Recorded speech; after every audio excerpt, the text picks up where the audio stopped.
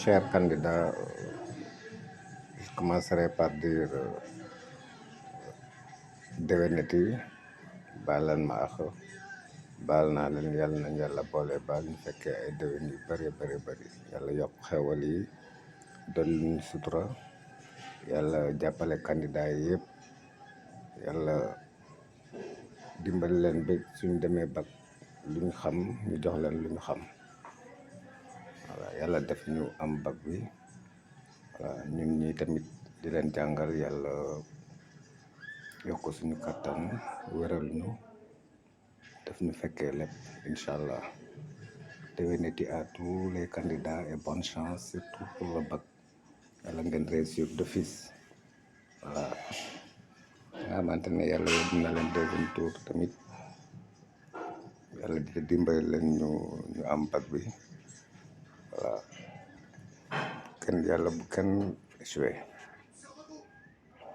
tout cas ku mu jig daal yàlla na la ko yàlla may daal incha allah. Maintenant, je compte continuer mes vidéos sur le programme de la terminale L2 concernant toujours le premier chapitre. On est presque à la fin. Dans la partie sous-développement, j'avais déjà analysé la diversité des pays en développement pour montrer que aujourd'hui, on ne parle même plus du tiers-monde, mais des tiers-mondes, pour attirer l'attention des gens sur l'hétérogénéité qui règne dans ce groupe, en distinguant les pays émergents des pays les moins avancés jusqu'aux pays pauvres très endettés dans lesquels la dette est en train de sévir. Voilà, maintenant je disais bien que c'est toujours dans la partie caractéristique et j'ai voulu d'abord dégager la diversité avant d'entrer dans les caractéristiques proprement dites. Quand on parle de caractéristiques, on fait allusion à tous les facteurs qui peuvent permettre de reconnaître une situation de sous-développement.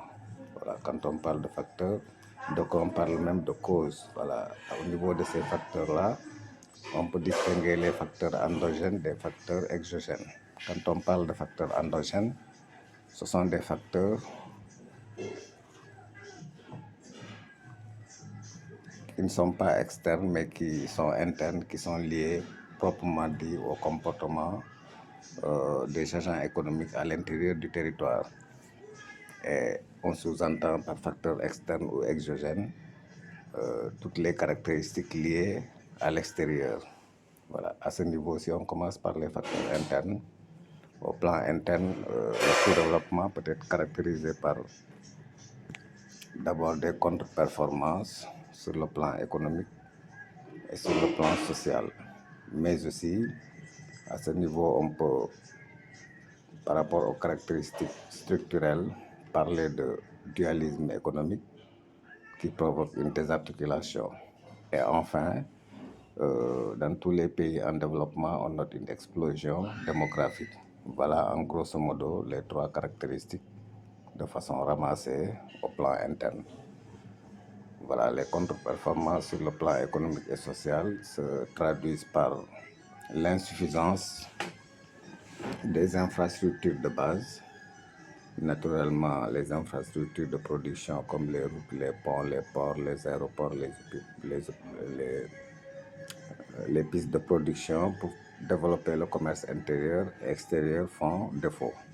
Mais aussi les infrastructures de consommation comme les écoles, les hôpitaux, les laboratoires, les pharmacies, les infrastructures d'assainissement n'existent pas en quantité suffisante, ce qui limite la couverture sanitaire, sociale et scolaire. Du coup, ces contre-performances sont notées aussi bien sur le plan économique que sur le plan social. Sur le plan économique, tantôt j'ai parlé d'insuffisance des infrastructures, c'est lié à la faiblesse des revenus. Il n'y a pas suffisamment d'emplois créés. On sait qu'on est en train de vivre un chômage explosif dans les pays sous-développés, faute d'emploi, mais aussi les revenus créés sont très limités. Voilà, ce qui ne permet pas vraiment de développer des infrastructures de base capables de booster la croissance. Sur le plan social, le chômage, la pauvreté, la faiblesse des revenus provoquent une pauvreté absolue. Voilà, le chômage est source d'instabilité, d'insécurité et d'instabilité. Social. Grosso modo, les contre-performances sont observées aussi bien sur le plan économique que sur le plan social. Voilà, à côté de ces contre-performances économiques et sociales, on peut noter la situation de dualisme économique. Le dualisme est le fait que dans les économies sous-développées, on a une cohabitation, une juxtaposition, comme le disent certains, d'un secteur traditionnel et d'un secteur moderne.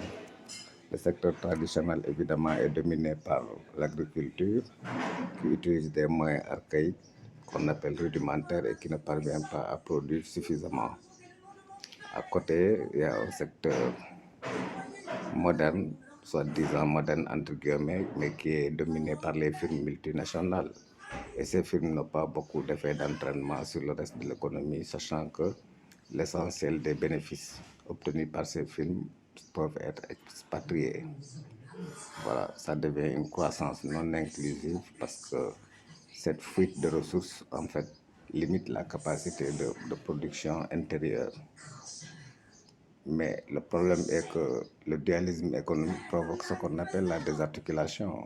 La désarticulation étant le manque de rapport intense entre le secteur traditionnel, dominé par l'agriculture, comme je le disais tantôt, et le secteur moderne, géré par les firmes étrangères. Voilà.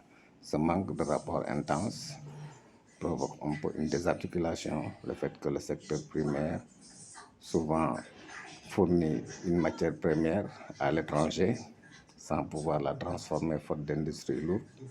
Et le secteur secondaire souvent importe les produits qu'il commercialise, ce qui fait qu'il n'y a pas en fait de complémentarité entre les deux secteurs clés de l'économie. Du coup, on parle de désarticulation. Cette désarticulation des économies nous maintient dans l'exportation de produits primaires à faible valeur ajoutée et dans l'importation de produits manufacturés qui coûtent cher. Naturellement, ça provoque un déficit commercial, entre autres. Voilà. La dernière caractéristique au plan interne concerne l'explosion démographique.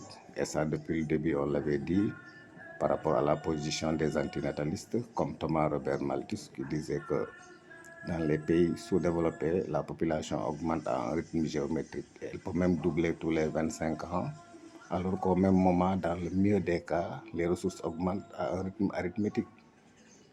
Cela est source d'aggravation de la pauvreté et ça instaure la misère dans les pays sous-développés. C'est pourquoi il avait préconisé des politiques de limitation des naissances. Du coup, l'explosion démographique est une caractéristique fondamentale du sous-développement. Voilà. À côté des facteurs internes, qu'on dit endogènes, on peut relever des facteurs externes.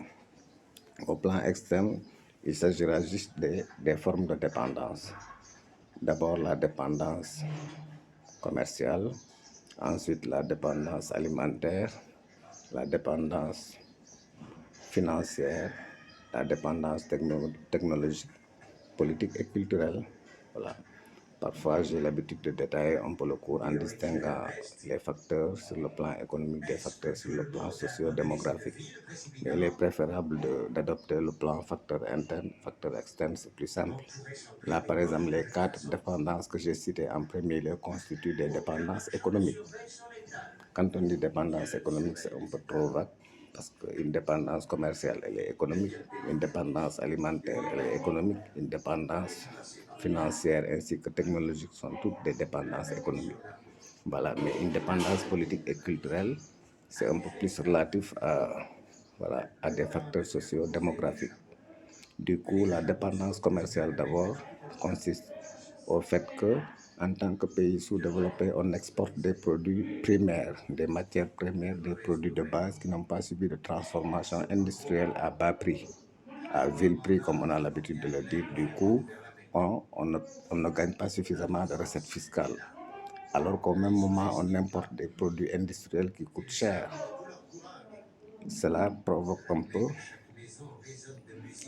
une lourde facture des importations et ça provoque un déficit de la balance commerciale. Voilà, du coup, cette dépendance commerciale, elle est une caractéristique fondamentale du sous-développement. À côté de cette dépendance commerciale, on peut soulever la situation de dépendance financière. Naturellement, dans nos pays, les revenus étant faibles, l'épargne aussi est faible. Du coup, aux besoins immenses de ressources pour financer les investissements, on est obligé de recourir à l'emprunt extérieur, la dette extérieure qui provoque des intérêts en remboursement du service de la dette qui constitue le montant annuel que l'on rembourse chaque année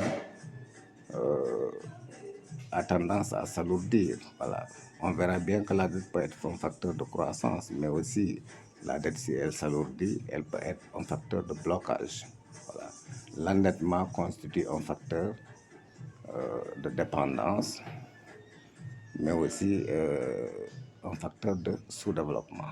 À côté même de cette dette, on peut évoquer le cas des monnaies utilisées dans la plupart des pays sous-développés. Ce sont des monnaies qui sont garanties par celles des pays développés. Le cas du CFA actuellement garanti par l'euro à la place du franc français, ce qui pose un problème de dépendance. Voilà. Si toutefois la valeur de l'euro chute, la valeur du franc CFA aussi va chuter naturellement. Ça limite un peu la fluidité des échanges et ça peut être source de blocage de la croissance dans nos pays. Voilà. À côté de la dépendance financière, on peut relever celle alimentaire. Et là aussi, j'allais dire que c'est les conséquences de l'impérialisme et de la colonisation. Voilà, ces deux événements de taille ont eu à changer les habitudes de consommation des populations dans les pays pauvres qui ont été colonisés. Ces populations préfèrent consommer des produits qu'elles ne produisent pas et produire des biens destinés à l'extérieur. On dit souvent on consomme ce que l'on ne produit pas et on produit ce que l'on ne consomme pas, malheureusement. Et là aussi, parfois, ce n'est pas l'État, mais c'est la préférence des populations. Voilà, les gens préfèrent beaucoup plus les produits, surtout les denrées de première nécessité, qui proviennent de l'extérieur que des produits locaux. Ce qui provoque un peu une dépendance vis-à-vis de l'extérieur, une importation massive de denrées de première nécessité, ce qui alourdit la facture des importations et renforce le déficit commercial, encore une fois. À côté, tantôt je voulais préciser que dans la dépendance commerciale, non seulement on exporte des matières premières à bas prix, on importe des produits manufacturés à des prix élevés, mais aussi on subit ce qu'on appelle la détérioration des termes de l'échange. Je l'ai omis tantôt, mais c'est une réalité. Le fait que les prix de nos produits évoluent lentement comparé au prix des produits importés, source de détérioration et d'échange inégal, comme le disait Karl Marx. Mais aussi la fixation, en fait, c'est lié un peu à cette fixation des prix qui est effectuée dans les bourses des pays développés. Mais aussi, on a constaté que les échanges s'effectuaient beaucoup plus entre pays ex-colonisateurs et ex-colonisés. Ça renforce encore davantage la dépendance vis-à-vis de l'extérieur et l'extraversion de notre économie. Voilà, pour terminer les dépendances sur le plan économique, il y a celle technologique. On importe tout ce qui est matériel électroménager pour équiper les ménages, tout ce qui est machines et matériel d'exploitation pour équiper les administrations et les entreprises, ce qui provoque une hémorragie financière et un déficit de la balance des opérations courantes. Naturellement, puisque aussi, à côté de ce matériel importé, nous importons la technologie. Là, c'est par rapport à des services. C'est pourquoi je parle tantôt de balance des opérations courantes. On reviendra là-dessus. L'importation de technologie en payant des licences, l'importation de machines et matériel d'exploitation, de matériel électroménager provoque une hémorragie financière et un déficit des opérations courantes de la balance des paiements. Voilà. Et pour terminer, par rapport à ces caractéristiques, la dépendance politique et le fait que dans la plupart des pays en développement, le système juridique est copié sur celui des pays développés. C'est le cas de la législation au Sénégal. Le droit sénégalais est presque entièrement copié sur le droit français, alors que les réalités socio-économiques et culturelles diffèrent, ce qui pose problème. Mais aussi à côté de cette dépendance politique, on a une dépendance culturelle qui vraiment fait des ravages parce que naturellement, comme on le dit, avec le développement de la technologie, la diffusion du mode de vie occidental, On note de plus en plus un plagiat de comportement des jeunes dans les pays sous-développés. Ils veulent se comporter comme ceux qui vivent dans des pays développés, ce qui provoque un peu un conflit de génération et des pertes culturelles énormes. Voilà. C'est un peu, grosso modo, les caractéristiques que j'ai l'habitude de retenir au plan externe qui provoquent une extraversion de nos économies. Voilà, la prochaine vidéo, cher candidat, portera sur les théories explicatives du sous-développement. Voilà, bonsoir.